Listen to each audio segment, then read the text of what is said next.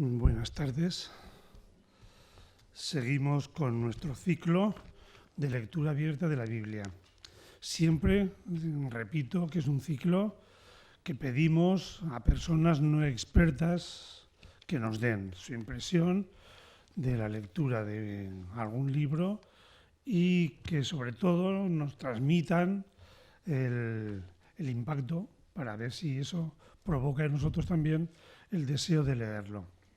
Hoy nos tocan los libros de los Macabeos. Es una época muy convulsa, una época en que los creyentes tuvieron que plantearse seriamente su fe. Y nos pareció que era un buen tema para un político. Y por eso le pedimos a Modesto Lobón que si podía y nos hiciera este favor de venir. Él lo aceptó sin contar con que hoy iba a ser abuelo. Y al darle la enhorabuena le decimos también muchas gracias porque ha resistido a la tentación de salir corriendo a conocer, ¿no?, a su nieto. Pues por eso nuestro doble agradecimiento. Vamos a estar muy pendientes. Ya el micro lo tienes abierto. Y de nuevo gracias. Bueno, pues buenas tardes a todos y muchas gracias a vosotros porque la verdad es que tan pronto como me lo dijo Manolo y luego Pepe, es un placer estar aquí y además me ha obligado en el mejor sentido de la palabra a estudiar algo de lo que sabía mucho menos de lo que ahora sé y que realmente me ha gustado mucho porque las cosas cuando se van sabiendo, se van comprendiendo, siempre se ha dicho que el conocimiento engendra amor y es verdad. Yo, el libro de los Macabeos, estaba un tanto alejado hasta que cada vez menos me he ido metiendo en ellos y la verdad es que me ha gustado mucho y por eso digo, como decía al principio, que para mí es un placer estar aquí y además estoy encantado de así hacerlo. Y os confieso lo que ya se ha dicho y es la tónica de este curso. Yo no soy un especialista, ya lo he dicho, no lo voy a repetir, pero sí os puedo decir que soy una persona, y lo digo con toda sinceridad, preocupada por los asuntos religiosos. Humildemente considero que las personas que tenemos un planteamiento religioso, por lo menos en mi caso, hay que escarbar permanentemente para ir viendo cuál es el fundamento de la fe. Nunca se descubre, pero a mi juicio creo que hay que escarbar, plantearse cosas, hacerse preguntas permanentemente es importante. Y la lectura de los libros sagrados, el Nuevo Testamento, por desgracia, y digo por desgracia, está más leído que el Viejo, digo por desgracia porque con el Viejo se ha leído menos, por lo menos en el caso mío, adentrarse en los libros sagrados es muy, muy interesante porque ayuda a la reflexión, ayuda a hacer caer ciertas visiones, a lo mejor infantiles, que se tenían, y ayuda, o por lo menos provoca, a profundizar, a penetrar en las verdades, intentar, no digo descifrarlas porque nunca se terminan de descifrar, el misterio es misterio, pero por lo menos sí avanzar hacia esa comprensión lo más amplia posible de ese misterio en el que estamos. Y eso todos los libros, puede que unos más que otros, también puede que sea con ocasión de la circunstancia en que se encuentra el que entra en los libros, porque los libros tienen una profundidad todos ellos enorme y muchas veces se sacan más o menos cosas en función del estado de ánimo en el que está el que entra en el libro, pero en cualquier caso me parece que es una cosa muy interesante y que ahonda en la preocupación por la fe, que yo creo que es el trasfondo que nos mueve en esta reunión que tenemos aquí. Yo estoy aquí como creyente, humildemente, y como deseoso de preguntarme cosas por la fe, y la lectura de los libros, estos también, los Macabeos, ayuda a comprender mejor y a reflexionar. Pues bien, voy a entrar en ello. Son libros históricos, además de libros de tipo sagrado, son históricos y por eso yo quiero, si me permitís, aunque ya sé que el público es un público culto el que está aquí y que sabe bastante de todas estas cuestiones y además de cultura general, un poco centraros en la situación histórica en que se producen y la situación histórica del pueblo judío. Muy brevemente, porque como digo, lo doy por supuesto en todos vosotros. Mirad, el pueblo judío, como sabéis, desde David y Salomón, era pues una superficie más grande todavía de la que tiene actualmente Israel. Ese reino duró los tres reyes, Saúl, David y Salomón. A la muerte de Salomón prácticamente se dividió en dos reinos, el del norte y el del sur, que se llamaba así. El del norte siguió llamándose Israel y el del sur se llamó Judá.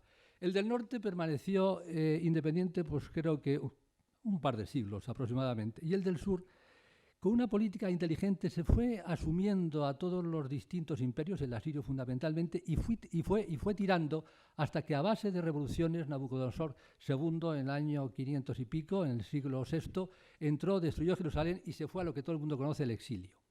Fruto del exilio, como sabéis, los judíos se dividieron en tres partes. Unos se fueron a Egipto, fundaron colonias egipcias, otros se quedaron en Palestina, llevando una vida realmente miserable, pero los más intelectuales, los más pensadores, fueron los que fueron al exilio. Según las cifras, parece ser, no se sabe muy bien, pero creo que fueron pues, entre 20 y 70.000 al exilio. Pero ahí estaban los pensadores.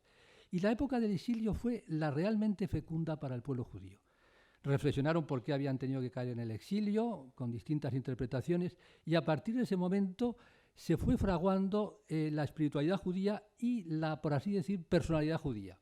El exilio duró unos 40 y pico años, menos de 50, cuando hubo un cambio político, les liberaron y y una vez que estuvieron liberados se les dejó irse ya a su tierra y entonces fue cuando empezaron a reconstruir, como así digo, su personalidad. Cuando tuvieron que ir al exilio, el templo se destruyó, el primer templo, el de Salomón, se destruyó, y en la segunda parte reconstruyeron el templo, que por eso se llama esa parte, se llama la época del segundo templo. Y lo más importante, más que los detalles concretos, es que en esa época del exilio se dio, por así decir, los tres, cuestiones fundamentales que marcaron la impronta judía, que fue, primero, la circuncisión. Tened en cuenta que en aquella época los judíos ya estaban en la diáspora, porque han estado siempre fuera. Había, como he dicho, judíos, había en Palestina, judíos que estaban en Egipto, judíos que estaban por otros sitios. Y entonces el ser judío no podía estar sometido a un territorio ni depender de un territorio porque estaba en distintos territorios. Y entonces tuvieron que pensar, por así decir, una identidad que no dependiese de los territorios.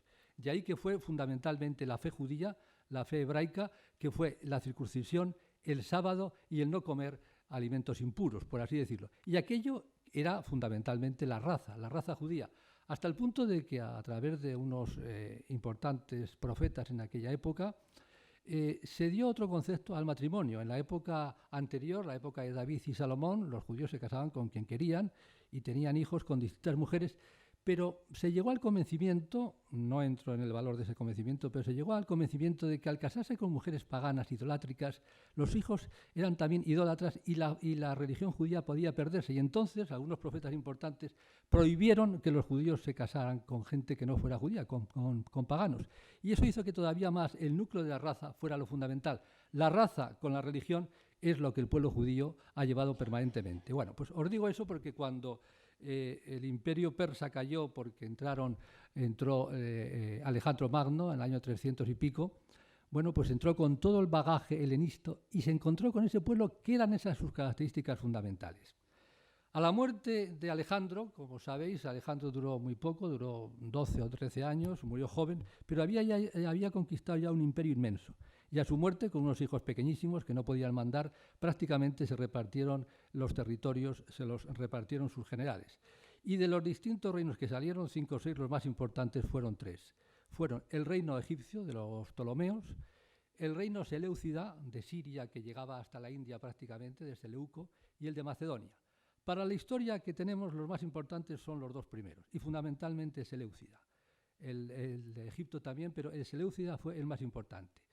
En la primera época, después de Alejandro, Palestina estaba en manos de los egipcios, por distintos avatares, eso duró pues, unos cuantos años, 100 y pico, y luego pasó a manos, o 200 y pico, y luego pasó a manos de los seleucidas. Pero toda la historia de los macabeos está en esta época, en la época en que Palestina está en manos de los seleucidas. Bien, dentro de los seleucidas, uno de los reyes más importantes fue Antíoco III el Grande llamado. Antíoco III el Grande se le llamó el Grande porque fue una de las épocas más brillantes que tuvieron los seleucidas. Prácticamente tenían todo el territorio, pues desde el sur de Palestina hasta la India. Fijaros que tendrían lo que actualmente es Irak, Persia, antiguamente se llamaban los medos, los persas, todo. Babilonia tenía una extensión tremenda. Y en su afán por aumentar la extensión chocó con la potencia que entonces estaba ya emergiendo y que era una potencia importante, que era Roma. Chocó con Roma. Tuvo un par de desastres, la batalla de las Termópilas y Magencia, y a partir de ahí hubo que hacer una paz que se llama la paz de Ipamea, que sale en los libros, por eso la cito, donde Roma le impuso unas atroces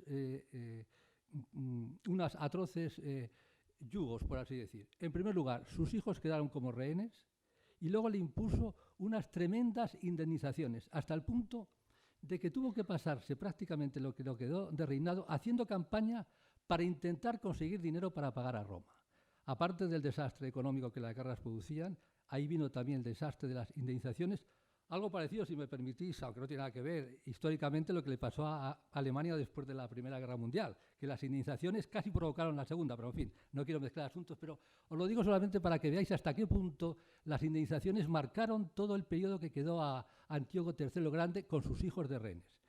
Pues bien, cuando murió, le sucedió uno de sus hijos, Seleuco IV, creo que era, sí, Seleuco IV, y la primera preocupación de Seleuco era la misma que el padre, tener dinero para poder pagar a Roma. Bien, y aquí empieza la historia de los macabeos. Os he contado un poco tal como yo veo, por así decir, la descripción histórica para que veáis un poco las razones por las que se produjeron los hechos. Porque yo pienso que en la historia, más que los hechos en sí, lo verdaderamente interesante es lo que algunos llaman la filosofía de la historia, es decir, ¿por qué pasó lo que pasó y no otra cosa? Porque las cosas pasan, pero lo bonito es saber por qué pasó eso y no otra cosa.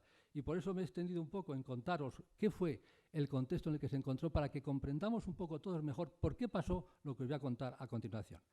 Pues bien, como digo, Seleuco IV, una de sus preocupaciones era fundamentalmente pagar a Roma y tener dinero.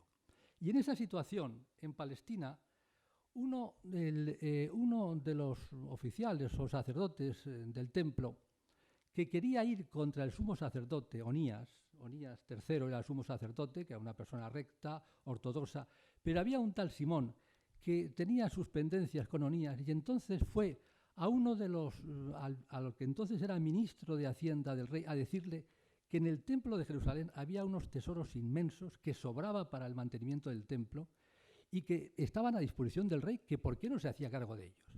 Entonces, ¿qué más quería el rey, que estaba buscando dinero por todas partes, que le fueran a ofrecer? Entonces el rey, y esto ya está contado en los libros de los macabeos, el rey manda a un tal Heliodoro, que era el agente económico, ministro de Hacienda, o lo parecido en aquella época, a que vaya a incautar los tesoros del templo. Y ahí empieza todo el lío. Este Heliodoro va, intenta incautar los tesoros, la gente se subleva, y por unos procedimientos que el libro habla misteriosos, apareció un poder divino, le abatió, total, que no lo consiguió y se volvió a Antioquía, que es donde vivía el rey, y le dijo que allí, en aquel sitio, había un poder divino y que no se podía hacer nada. Hasta el punto de que los libros cuentan de que el propio rey le dijo, bueno, ¿y a quién debo mandar para que sea capaz de hacer lo que tú no has sido capaz de hacer? Y dice, pues mira, manda a tu peor enemigo, porque allá hay un poder tan poderoso, valga la redundancia, que seguro que no consigue nada. Bueno, ahí tenéis ya una primera expresión del poder de Dios que intenta salvar el templo. Bueno, pues toda la historia que cuentan los macabeos es un poco la repetición de esta situación. Una situación donde unos judíos que son partidarios de la situación de los reyes sirios, los seleucidas, van al rey para intentar que el rey intervenga en la política judía. Y antes de esto, permitidme también que os cuente también, os he contado un poco el contexto histórico en el que se produce, que os cuente el contexto intelectual en el que se produce todo este contexto histórico. Y es lo siguiente. Alejandro, además del imperio, lo que consiguió o lo que hizo fue extender la cultura griega, la cultura helénica por todos sus territorios. La cultura helénica en aquel momento era la cultura superior de la humanidad, era lo supremo que había. Y entonces se empeñó en que esa cultura, que se consideraba lo más importante, estuviera por todas partes. Y en Palestina hubo muchos judíos que eran partidarios de la cultura helenista. La cultura helenista, desde el punto de vista científico, desde el punto de vista de la ciencia, de la religión, era muy distinta a la judía. Y era asimilable en muchas cosas menos en el aspecto religioso. Pues bien, todos esos judíos helenistas, por así decir, estaban en contra de los judíos tradicionales, los que estaban apegados a la ley, a la vieja ley, a la ley de Moisés, y estaban en pugna permanentemente. De forma que prácticamente se puede decir que en aquella época había, no voy a decir un estado de guerra civil, pero es un estado de profunda confrontación entre los propios judíos. De forma tal que los judíos helenistas apelaban al rey Seleucida, que era helenista, para que entrase a luchar a su favor, con unos subterfugios o con otros. Fundamentalmente los subterfugios, además de la cultura, eran las ambiciones personales de cada uno. Por eso os he dicho que este Simón, que se consideraba de la línea helenista, fue por así decir, a hablar al rey justamente para aprovechar la ambición que tenía el rey de conquistar tesoros y al mismo tiempo proponerle que entrase a favor de la causa helenista de los judíos. Y esta situación de unos judíos que para enfrentarse a otros van al rey a buscar su ayuda es lo que marca todos los libros de los macabeos. No fue solamente una lucha de los macabeos contra los sirios, los seleucidas, sino una lucha fundamentalmente de unos judíos contra otros, ayudados por los sirios. Fue prácticamente, en un principio, fue una guerra civil, por así decir, no es tanto, pero para que entendáis, una guerra civil entre los propios judíos. Luego, cuando intervino la potencia siria, se transformó también en una guerra contra los sirios. Pero os digo esto porque es muy revelador para conocer cuál era la temática que enfrentó a unos con otros y cuáles eran los valores que estaban persiguiendo. Y los valores son los siguientes. Como digo, estaban los judíos ortodoxos, donde, como os he comentado antes, desde hacía ya siglos, lo fundamental para ellos era su religión, adorar a un solo Dios, su raza, sus ritos, era la circuncisión, el sábado, el no comer carnes impuras, era fundamental, que era la ley de Moisés, la ley arcaica que consideran algunos. Pero había otros judíos que pensaban que esa ley era vieja, que había que actualizarla, no perderla por completo, sino actualizarla a base del influjo de la corriente y de la cultura griega. Y esos eran los judíos helenistas. Y os digo esto porque el influjo de la corriente griega es muy importante en la historia de la humanidad. Y hago un pequeño paréntesis, no en balde, todo el mundo sabe que el occidente actual es el resultado del influjo de la cultura griega helenista sobre el cristianismo. No es puramente la doctrina cristiana, es la doctrina cristiana, pero la cultura actual occidental es el fruto, por así decir, del influjo de lo griego en lo cristiano, y de ahí ha venido lo occidental. Os lo digo un poco para que veáis hasta qué punto esos influjos son importantes, y ese influjo es el que muchos judíos querían, por así decir, que penetrase en la doctrina judía para transformarla hacia una modernidad sin dejar de ser lo fundamental. Bueno, eso se dice con pocas palabras, pero dio lugar a unas tensiones enormes, hasta el punto de que algunos judíos incluso se planteaban una cierta vuelta a unos valores arcaicos judíos anteriores al monoteísmo, que es una concepción donde el Dios verdadero podía coexistir con otros dioses sin dejar de reconocer que el verdadero era uno, pero para llegar a una especie de sincretismo con los helénicos, porque había un deseo de llegar a un ten con ten. Bueno, esa situación, que tiene mucho interés cultural y mucho interés incluso religioso, no fue aceptada en absoluto por los judíos ortodoxos. Ahí se pensaba que había un choque frontal entre el helenismo y la fe judía. No cabían subterfugios. No se podía pasar por los ritos fundamentales, no se podía transigir con nada, y ahí vino el choque fundamental desde el punto de vista ideológico. Ese choque se acentuó todavía más cuando uno de los reyes, el más importante que hubo, Antíoco IV, en una de sus batallas para conquistar más territorio, apareció por Jerusalén para saquearla. Bien, Antíoco IV fue el sucesor de este Seleuco que ya intentó, como os he dicho al principio, que intentó ya sacar los tesoros del templo. Antíoco IV era un hermano de Seleuco. Y era un hermano porque cuando murió Seleuco no pudo gobernar su hijo, porque su hijo estaba de rehén en Roma, como os he comentado. Y entonces su hijo, que estaba de rehén, siempre consideró que Antíoco era un usurpador. Y de ahí vienen problemas que luego comentaré, porque pensó siempre que era un usurpador, pero en fin, todos los historiadores dicen que fue un buen rey, históricamente hablando, desde el punto de vista de rey civil, por así decir, pero fue el que creó todo el problema que viene a continuación con los judíos. Antíoco IV, cuando llegó al poder, quería fundamentalmente dos cosas. Quería restituir la grandeza perdida del reino seleucida y, por otra parte, tener dinero, como el anterior. Entonces se propuso para esas dos cosas dos acciones fundamentales. Para la grandeza, aumentar la superficie territorial del reino, que ya era grande, pero quería más todavía. Y para unificar todo el reino, fijaros que era un reino grandísimo, como os digo, llegaba hasta la India, había distintos pueblos, distintas culturas, y para unificar todo el reino lo que hacía falta era una unidad cultural, y esa unidad cultural la quiso hacer a base de profundizar el helenismo. Por lo tanto, helenismo y expansión superficial fueron los grandes objetivos de Antíoco IV. Entonces, con ese objetivo, intentó invadir Egipto. Estuvo a punto de invadirlo, pero no lo consiguió. Y de vueltas de Egipto a Antioquía pasó por Jerusalén, y entonces es todo lo que cuenta el libro. Saqueó la ciudad, incendió la ciudad, saqueó el templo, se llevó los tesoros. Y lo que es peor todavía, al cabo de 2 años, no ese mismo año, pero al cabo de 2 años, como vio que a los judíos no había forma de someterles, el resto del imperio suyo asumió tranquilamente el planteamiento helenista, pero como a los judíos no había forma de someterles, se dio cuenta que el problema de los judíos era la religión. No era un tema sociológico, ni político, ni de ningún tipo, sino la religión. Y entonces prohibió literalmente la religión judía. Dio un famoso decreto donde se prohibía la religión judía bajo pena de muerte. La circuncisión prohibía comer carnes, había que comer carnes, y el que no hiciera eso se le mataba. Eso creó una situación pues ya prácticamente de sublevación en el pueblo judío. Y ahí viene la sublevación de los macabeos.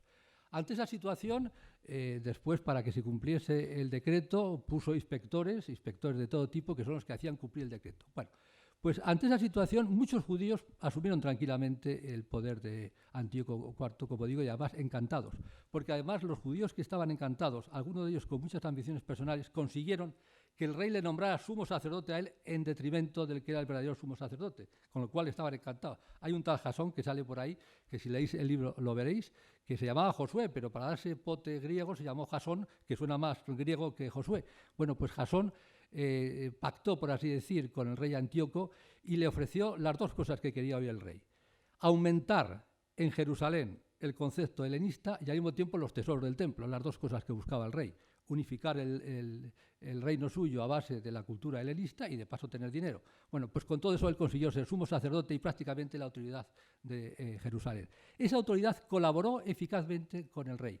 Colaboró tan eficazmente que los judíos que no se quisieron someter tuvieron que marcharse fuera porque no se podía vivir en Jerusalén. Y se marcharon al desierto, a cuevas, a esconderse y a hacer lo que fuera posible para evitar ser matados por la cólera del rey. Perdonad que cojo un poquito de agua. Bien, pues de estos judíos que se fueron, había un tal Matatías, que era un sacerdote, venía de familia sacerdotal con sus 5 hijos, que se fue a un pueblecito cercano, a unos 30 kilómetros de Jerusalén, que se llamó Modín, y cuando los inspectores del rey llegaron a que en ese pueblo se hiciese lo que decía el rey, se ofreciesen sacrificios a los dioses y se ajurase de la religión, en un arrebato de ira mató al sacerdote que estaba ofreciendo sacrificios a los dioses, asesinó claramente al sacerdote, le degolló, dice textualmente el libro, y entonces declaró la guerra santa y se sublevó contra el poder. Se sublevó y con sus partidarios, que eran pocos al principio, se marchó al desierto para organizar una guerra de guerrillas. Este era Matatías, que fue el que se levantó, y se levantó exclusivamente por razones religiosas, porque no estaba dispuesto a ofrecer sacrificios a los dioses y porque no estaba dispuesto a abjurar de su fe. Se fue con sus hijos y unos cuantos, los piadosos que se llamaban entonces, que eran judíos piadosos, que estaban en la línea ortodoxa, y se fue al desierto a organizar una guerra de guerrillas porque no había forma de hacerlo de otra manera. La actuación de Matatías duró poco tiempo porque el hombre ya era bastante mayor y murió a los 5 o 6 meses. No llegó ni siquiera a 1 año. Pero cuando murió, por así decir, nombró a uno de sus hijos, el tercero no era el mayor, pero el tercero, que era el más guerrero, el que tenía más dotes de mando, que era Judas Macabeo, le nombró el sucesor de su acción. Y entonces empieza prácticamente el grueso del primer libro, que son las historias de Judas Macabeo. Judas tuvo al principio los escarceos como una persona que se dedica fundamentalmente a la guerra de guerrillas, pero fue organizando un ejército poderoso. En primer lugar, se le sumaron, como os he dicho, los piadosos. El nombre judío no sé cómo se llama, pero piadosos en el sentido de gente que era realmente profesaba con profundidad la fe judía.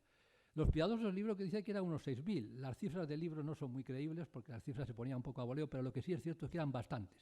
Con esos y con más gente organizó un importante ejército y tuvo ya sus primeros encuentros con las tropas del rey. Al principio no se le tomó muy en serio, era un revolucionario, pero al cabo de unos años donde se vio que estaba haciendo mucha mella, el rey tomó cartas en el asunto y envió generales suyos para luchar contra Judas Macabeo.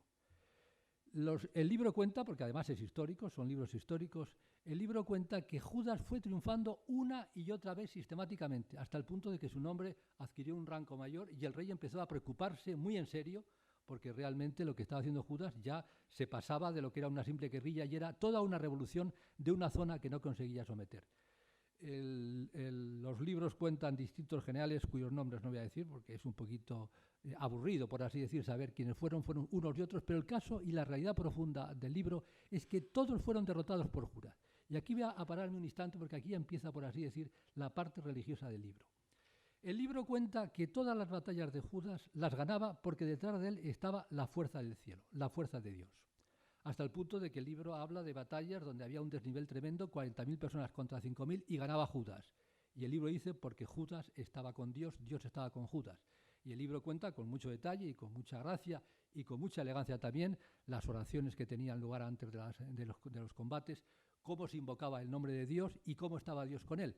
Con eso el libro, no perdamos de vista que es un libro religioso, lo que quiere poner de manifiesto, y lo consigue, es que donde está Dios hay triunfo y donde no está Dios no hay triunfo. Y que los triunfos de Judas, el libro lo pone claramente, no era por su ardor guerrero, que lo era mucho, sino porque estaba la fuerza de Dios por detrás. Es más, esta idea es la idea fundamental del primer libro de los Macabeos, que Dios está con los fieles que le sirven y que son fieles a su ley.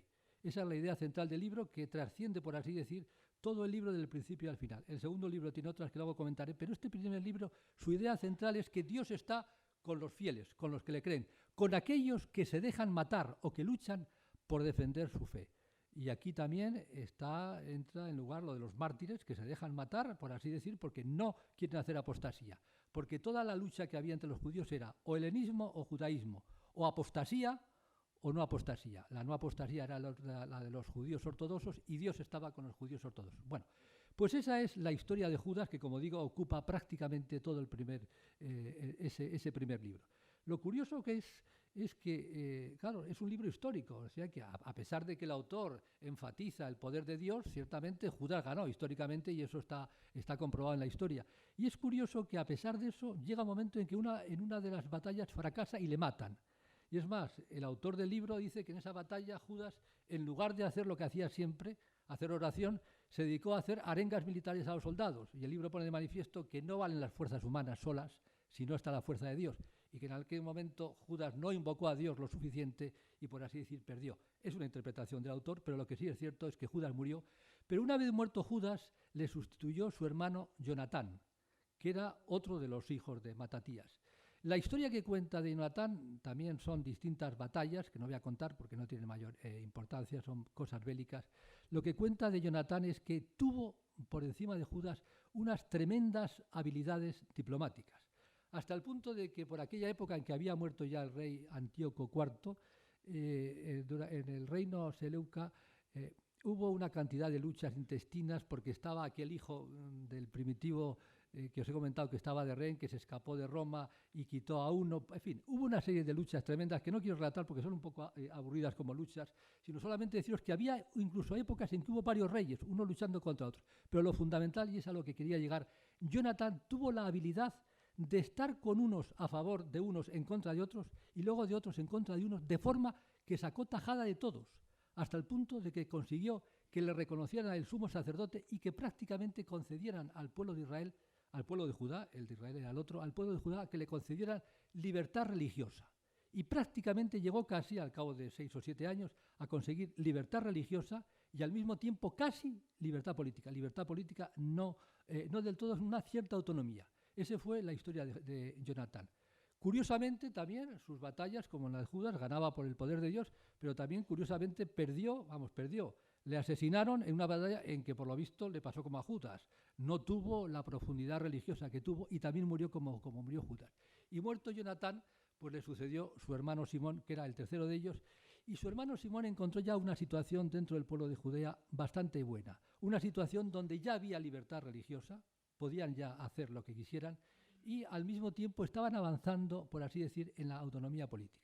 En ese momento, y esto aquí me quiero detener porque yo creo que estas son las cuestiones que tienen enfoque religioso, porque lo demás son batallas que si leéis el libro veréis que, bueno, cuenta el libro de que si van por una colina, 3.000 por otro lado, son cosas que son muy bien contadas, pero que no tienen mayor trascendencia religiosa. Y sin embargo, yo esto que os voy a contar, por lo menos a mi juicio, creo que sí la tiene.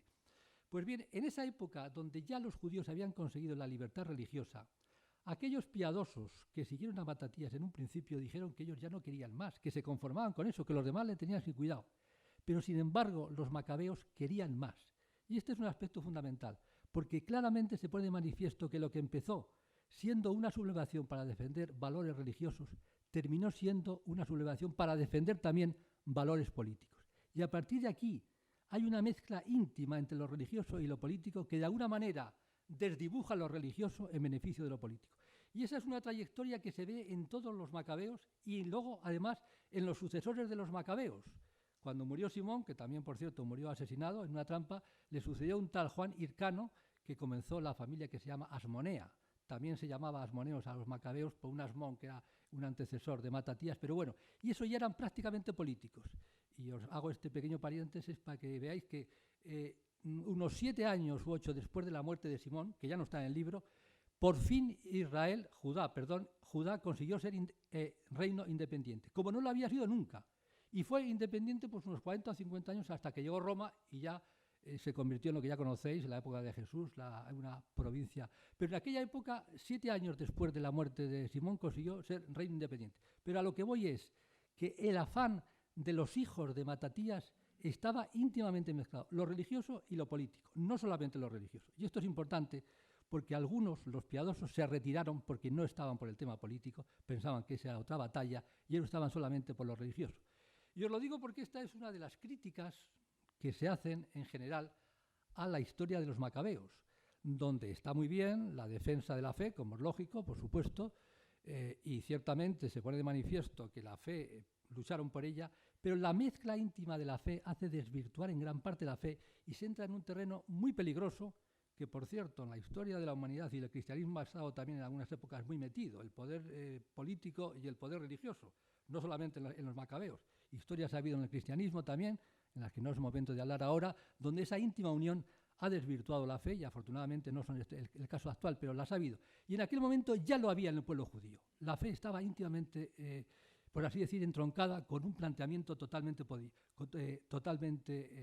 político. Hasta el punto también, y hago un pequeño paréntesis, de que este planteamiento siguió estando incluso con los romanos.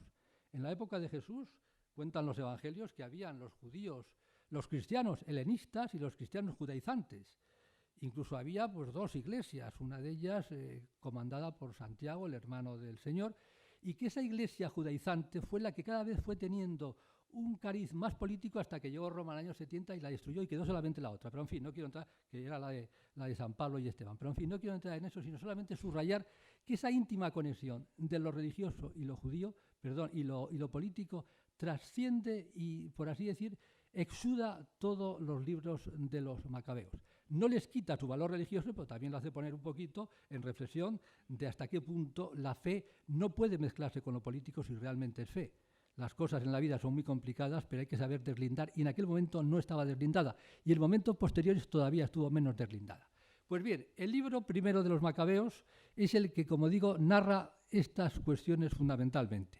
Y el mensaje, por así decir, que da ese libro es el mensaje, como os he dicho antes, de que Dios está detrás.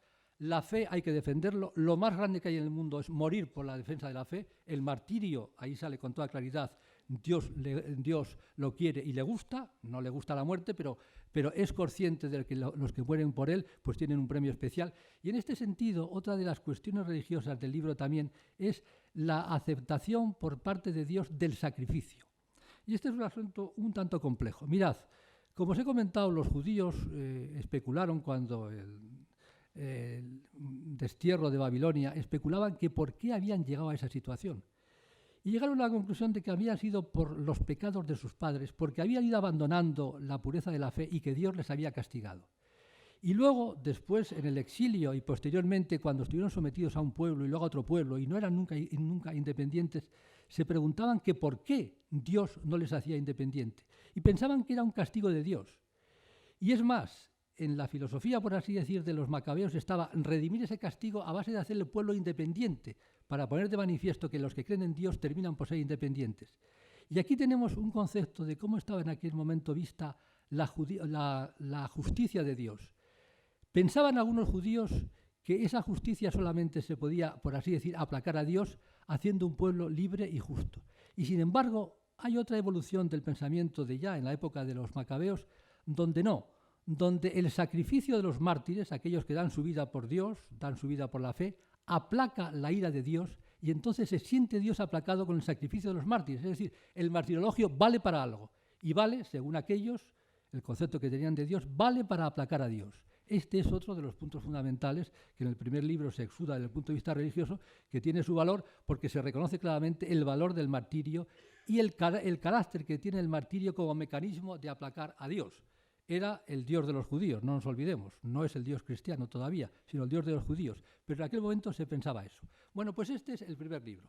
El segundo libro cuenta la misma historia, aunque más corta todavía, porque el primer libro solamente habla de Judas, de los demás no habla. Y además en el segundo libro entra más en aquello que os he comentado al principio, la distinta lucha que había entre los helenistas y los no helenistas. El primer libro pasa de puntillas por ese asunto, solamente enfoca la lucha como opresión del pueblo. Sin embargo, el segundo libro es mucho más sutil y está escrito ya explicando claramente, y se explica mucho mejor y se comprende mejor en el segundo libro, por qué había, lo que os he comentado antes, esa lucha de los propios judíos contra ellos mismos. Y el segundo libro, además, a mí particularmente me ha gustado más el segundo que el primero, porque está escrito en un tono mucho más elegante. El segundo libro, cuentan los historiadores, que está escrito por un judío muy culto y que además el segundo libro claramente el propio autor explica lo que por lo visto no pasa en ningún libro de la Biblia, que explica lo que quiere hacer con el libro. Y él claramente quiere, y lo dice al principio, quiere que los lectores pasen un buen rato. Por lo visto eso es inédito, no hay ningún libro de la Biblia que el autor diga lo que quiere hacer. Y el autor del segundo libro dice claramente que él quiere hacer una buena obra, que comprende que es muy complicada, porque la obra que hace en el fondo no es más que la síntesis de otra obra, de un tal Jasón de Cirene, que escribió esa historia en 5 tomos, pero él quiere hacer un resumen y dice que eso es una labor muy complicada, pero que lo quiere hacer con todo el gusto para ofrecer un buen plato, por así decirlo, dice a sus lectores. Y hasta el punto de que cuando termina la obra dice, no sé si lo he conseguido, yo he pasado muy buen rato, espero que los lectores hayan pasado un buen rato. Es decir, el autor es histórico, porque lo que cuenta es histórico, no se lo inventa, pero lo cuenta de una forma que llame la atención en las cuestiones fundamentales. Y prácticamente podríamos decir que así como el primer escritor era un escritor, el segundo escritor era prácticamente un orador. Emplea el estilo de los oradores. Ya sabéis que la diferencia fundamental que existe entre un orador y un escritor es que el ensayo es un género literario que va dirigido a la razón, a pensar. Sin embargo, la oración, el orador, va dirigido al corazón. Lo que importa es conmover, no convencer. Bueno, pues el segundo libro, el autor dice claramente que él quiere conmover a la gente. Él quiere que la gente, leyendo ese libro, caigan en la cuenta de lo que él quiere decir religiosamente. Exagera unas cuantas cosas, sin faltar a la verdad fundamental, pero lo exagera, y lo exagera con todas las ganas para que caigan en la cuenta de lo que quiere. Y esto también es un poco, y permitidme que haga este paréntesis, en otro orden de cosas también, la misión de los evangelios. Los evangelios tienen una vertiente histórica, pero no son libros puramente históricos. El evangelista, cuando escribe la vida de Jesús, no escribe preocupado en escribir la vida de un tal Jesús de Nazaret. Lo que quiere el evangelista es que quien lea esa vida caiga en la cuenta de que ese es Dios. Y emplea los argumentos que tiene que emplear. Pues algo parecido aquí. El autor lo que quiere es que quien lea esos libros caiga en la cuenta de unas verdades religiosas que él quiere contar. Y son las siguientes. Además de las del primer libro que os he comentado, de que Dios está con los que luchan y detrás de los que luchan por él, hay 3 conceptos fundamentales en este libro que son claramente puestos de manifiesto y que son muy interesantes. Primero, la creación. En segundo lugar, la resurrección. Y en tercer lugar, la comunión de los santos. Veréis, en el libro se habla con toda claridad de que Dios tiene poder creador. A través de la historia de una mujer que es martirizada, que luego os contaré también lo de los martirios, él dice claramente, por boca de esa mujer, que solamente Dios es capaz de articular las piezas de un hombre para hacerle hombre, y es capaz de hacer lo que hizo porque solamente Él es capaz de hacer cosas de la nada. Es uno de los pocos textos de la Biblia donde se dice claramente que Dios tiene poder creador, lo cual ya es un mensaje claramente, el mensaje es un mensaje de la tradición del Antiguo Testamento y también de la propia tradición nuestra. En segundo lugar, es también uno de los libros, junto con que en el libro de Daniel, donde claramente se dice que hay resurrección, la resurrección de los muertos. Uno de los mártires, de los 7 mártires que hubo, hijos de esa mujer también que fue mártir, claramente al rey que le está martirizando le dice: yo voy a resucitar porque Dios me va a resucitar. Es decir, la resurrección, y la resurrección de los cuerpos, no solamente la del alma, como los griegos decían que si el alma se iba a un cierto espíritu, no. La resurrección del cuerpo, la resurrección de la carne, lo que se decía en el credo antiguo, está claramente dicha en el libro de los Macabeos, donde por boca de uno de los mártires dice claramente que se va a resucitar. Lo que no está tan claro en ese libro, y hay dudas según los que lo han estudiado con más detalle, es si esa resurrección es para todos o solamente para los que creen en Dios. Pero bueno, para los que creen en Dios hay resurrección, no hay muerte eterna. Es más, él cuando el rey está martirizando dice: bueno, tú tienes para unos cuantos años, yo tengo para siempre con el Dios que me va a resucitar y a devolverme el cuerpo que tú me estás destrozando. Segundo concepto importantísimo de la resurrección, que claramente he puesto de manifiesto en este libro, como también por lo visto en el libro de Daniel, que es también de una época parecida. Y tercer concepto que os decía, que es el concepto de la comunión de los santos. En este libro, a través de unas oraciones que hace tanto Judas como otros sobre los muertos, ofrecen sacrificios a Dios, una vez que tienen ya libertad, ofrecen sacrificios para que los que han muerto estén en su gloria. No está muy claro si con eso quieren decir que había purgatorio o no, pero lo que sí parece que había una especie de zona donde llegaban los piadosos, los que habían muerto por Dios, llegaba a una zona donde Dios podía poner en marcha su misericordia si alguien se lo pedía desde la tierra, que es prácticamente lo que hacemos ahora de rezar por los difuntos. Que eso fuera la tesis del purgatorio o no, parece ser que es muy aventurado decirlo, pero sí parece ser que había una zona, según decían ellos, donde la misericordia de Dios entraba en función ayudada, por así decir, entre comillas, no hay que ayudar a Dios nunca en nada, pero ayudada, por así decir, por los sacrificios y plegarias de los vivos. Y por otra parte también se invocaba a los que ya estaban muertos para que nos ayudasen a defender en la vida, con lo cual es una doctrina pues, muy parecida a la nuestra de la comunión de los santos. Bueno, pues esas tres cuestiones son tres pasos importantes en el aspecto religioso que están claramente expuestas en los libros de los Macabeos, fundamentalmente en el segundo libro. Y luego hay otra cuestión también muy importante, que ya lo he dicho, os lo he comentado, que viene de todo lo que pasó, que es el tema de los mártires.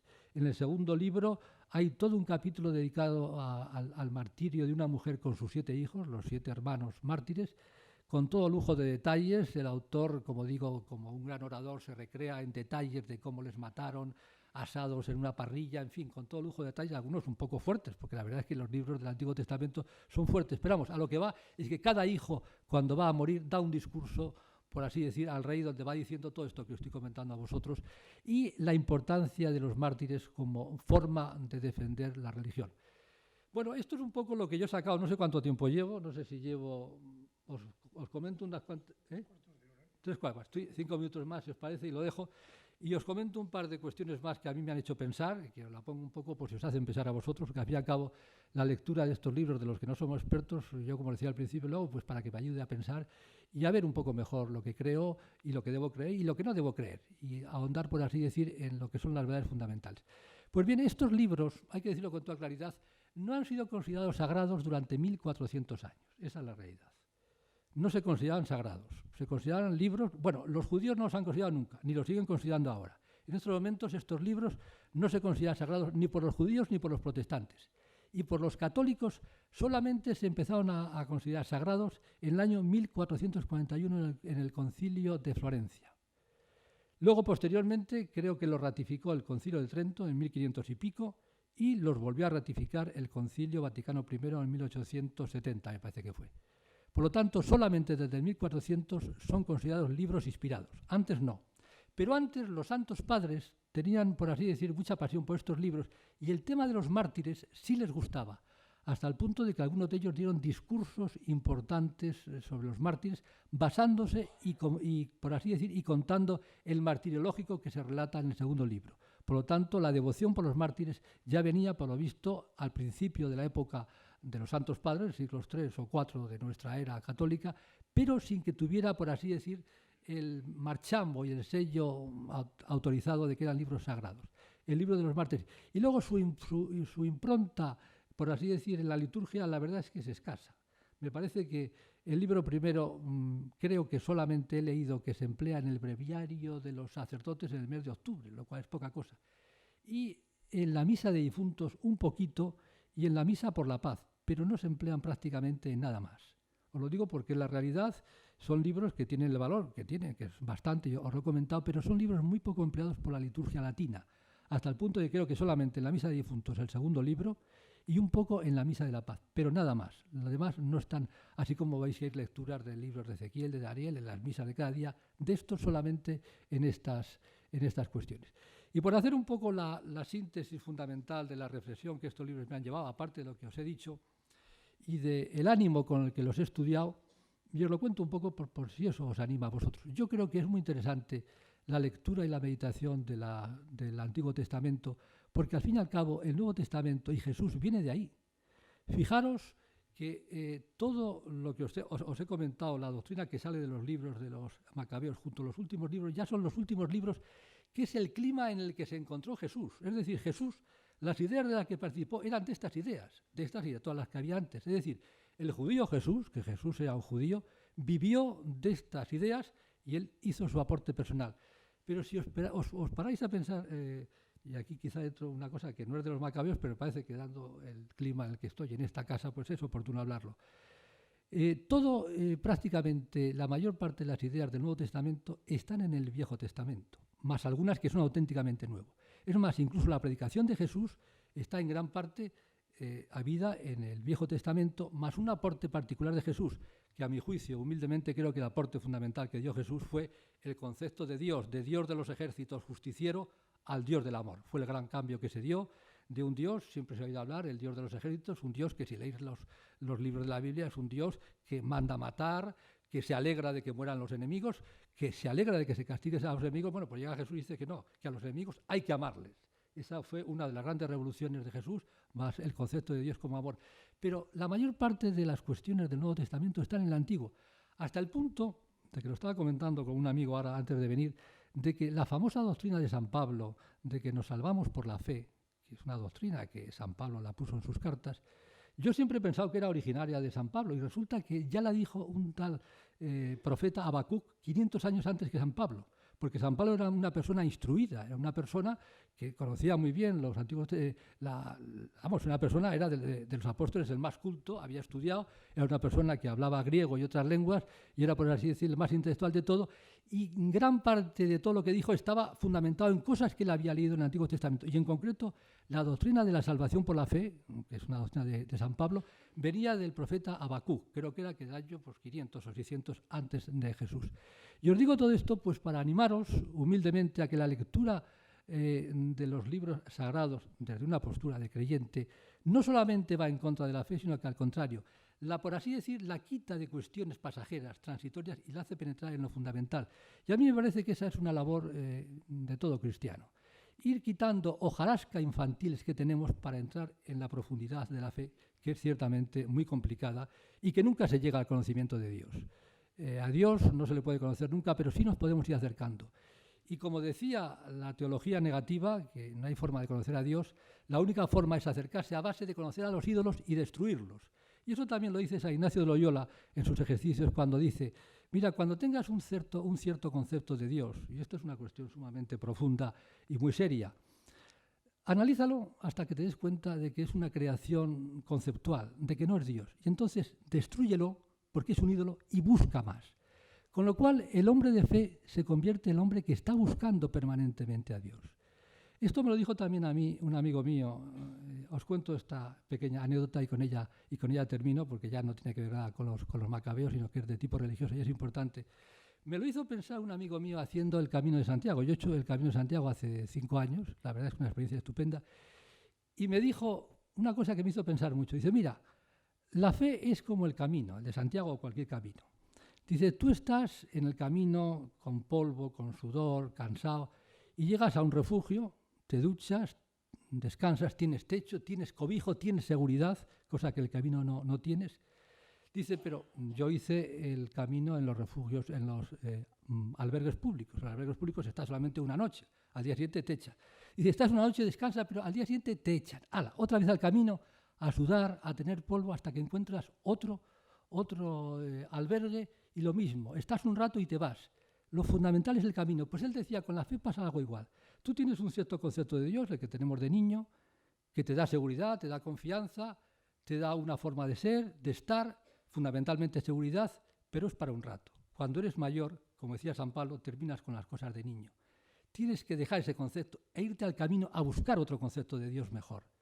Y a medida que vas pasando por la vida lo vas encontrando, encuentras otro concepto que lo ves más maduro, más profundo, más religioso, con el que es como quien va a otro albergue, tiene otra seguridad, pero date cuenta que también es para un rato, que llega un momento en que tienes que dejarlo y volver otra vez a buscar otro concepto de Dios. Esto es muy duro, porque al final estás siempre buscando. Bueno, esto lo decía también San Ignacio en sus ejercicios.